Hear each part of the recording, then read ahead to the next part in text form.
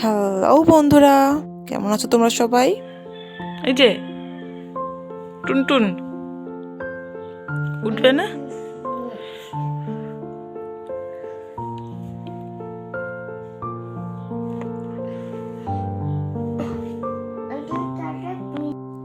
সঙ্গীতাস লাইফস্টাইলে তোমাদের সকলকে স্বাগত জানাই। আমি ফিরে এসেছি আবার নতুন একটা ব্লগ নিয়ে। তো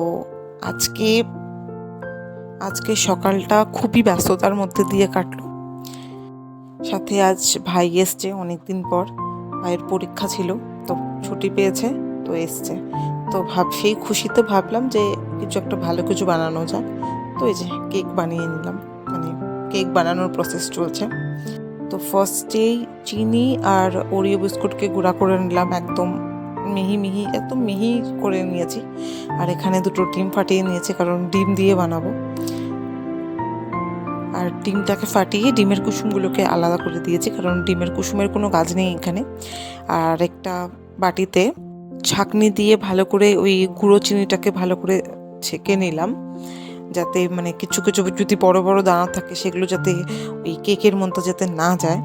তো সেজন্য বড় বড় মানে দানা থাকলে পরে তখন ওটাকে মিশাতে খুব ঝামেলা হয়। তো সেজন্য আগের থেকেই ভালো করে ছেঁকে নিয়ে আমি সেটাকে দিয়ে দেবো, চিনিটাকে দিয়ে দেবো। এরপর চিনি দেওয়ার পর এবার দেওয়ার পালা হলো ময়দাটাকেও সেম প্রসেসেই ভালো করে ছেঁকে নেব,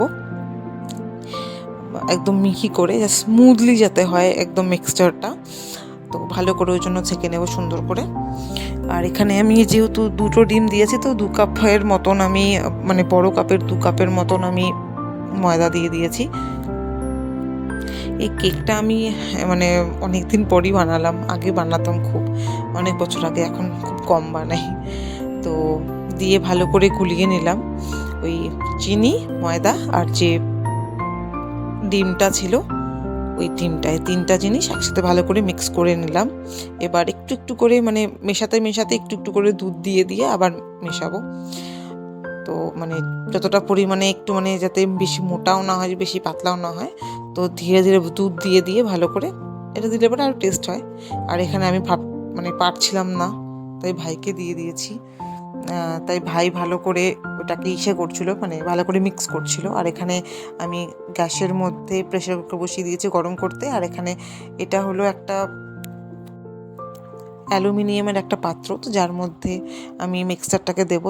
তার আগে সেটার মধ্যে ভালো করে তেল ব্রাশ করে একটুখানি ময়দা দিয়ে দিলাম, যাতে না ধরে, না আটকে যায়। তো ওই জন্য ময়দা ভালো করে দিয়ে বাকি ময়দাটা ঝেড়ে ফেলে দেবো। আর ভাইকে দিয়ে দিয়েছি, ও ভালো করে মিক্স করছে। এবার যে ওরিও বিস্কুটটাকে যে গুঁড়া করে রেখেছিলাম, এবার সেটাকে ভালো করে ছাঁকনি দিয়ে ভালো করে ছেঁকে দিয়ে ওটাকেও সেই মিক্সচারটার মধ্যে ভালো করে দিয়ে দেবো। এটারও কাজ হলো ভাইকে দিয়ে দিয়েছে, কারণ আমার হাত খুব ব্যথা করছিল। ভাইকে বলছিলাম বাকি আমি করে দেবো, তুই খালি আমাকে ভালো করে এটাকে মিক্স করে দিবি। তো ও বলছে ঠিক আছে। তো ও আমার হেল্প করে দিয়েছিল ওই দিনকার, সত্যি কথা বলতে। আর আমিও ভাবছিলাম যে মানে ওর হেল্প ছাড়া আমি পারতাম না, খুব মুশকিল হচ্ছিলো, একা একা পারা যায় না সত্যি কথা বলতে। তো ওই জন্য ও অনেক হেল্প করেছে। এখানে কাজু কিশমিশ ছিল একটুখানি, তো সেটাও দিয়ে দিলাম। আর বাকি এবার হলো মেন জিনিসটা হলো ইনোর জায়গায় যদি বেকিং সোডা আর বেকিং পাউডার থাকতো তো ভালো হতো, কিন্তু এই দুটোর মধ্যে একটা জিনিস বাড়িতে ছিল না, খালি ছিল ইনোটা। তো তাই ইনোটাই পুরো একটা প্যাকেটে দিয়ে দিয়েছি আমি মানে একটুখানি না নার্ভাস হচ্ছিলাম যে আমি পারবো কি না, কারণ অনেক দিন আগে বানাতাম, আর ওর মধ্যেও আমি বেকিং সোডা বেকিং পাউডার দিয়ে বানাতাম আগে, তো ভালো হতো। আর অনেক বছর পর আজকে আমি কেক বানালাম, ট্রাই করলাম, তো জানি না কেমন মানে হবে, টেনশনে ছিলাম। আর ভাইকে বলেছিলাম তোকে ভালো করে বানিয়ে খাওয়াবো, জানি না মানে ওর ভালো লেগেছে কিনা, কিন্তু বলেছে ঠিকই আছে। দুজনে ভাই বোন মিলেই ভালো করে খেয়ে শেষ করে ফেলেছিলাম। তো এই যে আমরা যে টেক্সচারটাকে এখন ওই পাত্রের মধ্যে অ্যালুমিনিয়ামের যে ইসেটা আছে ওটার মধ্যে ডাললাম, দেওয়ার পর এবার প্রেশার কুকারের মধ্যে একটা স্ট্যান্ড দিয়ে দিয়েছিলাম, তো ওটার মধ্যে বসিয়েছিলাম। কেউ কেউর মধ্যে জলও দেয়, মানে প্রেশার কুকারের ভেতরে জল দিয়ে তারপর স্ট্যান্ড দিয়ে বসায়, কিন্তু আমি কিছুই দিইনি। আমি আগে দিতাম, এখন আর দিইনি। দেখি বিনা এটাতে হয় কি না, বিনা জলের মধ্যে। তো কিছুক্ষণের জন্য রেখে দিয়েছিলাম গ্যাসের উপরে। আর আর খুব তাড়াতাড়ি এটা রেডি হয়ে গেছে, কারণ দেখতেই পাচ্ছ যে আমি যখন কেকের ভেতরে যখন চাকুটা দিচ্ছি তখন চাকুর মধ্যে কোনো কেকের দানা কিছুই নেই, এর মানে আমাদের কেক একদম রেডি। তো খুব ভালোভাবেই রেডি হয়ে গেছে।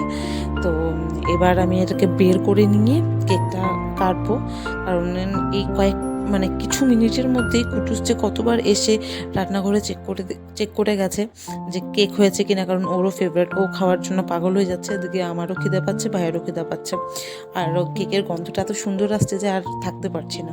তো যাই হোক, আগে কেকটা কেটে নিই, সবাইকে দিয়ে দিই। তো আজকের ভিডিওটা এত পর্যন্তই। যদি আপনাদের আমার ভিডিওটা ভালো লেগে থাকে তাহলে লাইক, কমেন্ট আর সাবস্ক্রাইব করবেন আমার চ্যানেলটাকে, আর একটা বেল আইকনটাকে প্রেস করে দেবেন যাতে নোটিফিকেশান পেয়ে যাও তোমরা। আর দেখা হবে খুব শীঘ্রই নেক্সট একটা ভিডিওতে। ততক্ষণের জন্য তোমরা ভালো থাকবে, সুস্থ থাকবে। দেখা হবে খুব তাড়াতাড়ি। বাই। তোমার খাওয়া শেষ? কেমন হয়েছে বেবি? এই যে কেমন হয়েছে কেক? ভালো? ভালো? তুমি খাচ্ছ? চামা দিয়ে খাচ্ছ? দাদার চামা দিয়ে খাচ্ছ? তাই?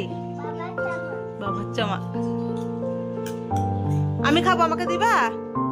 দে না আমাকে।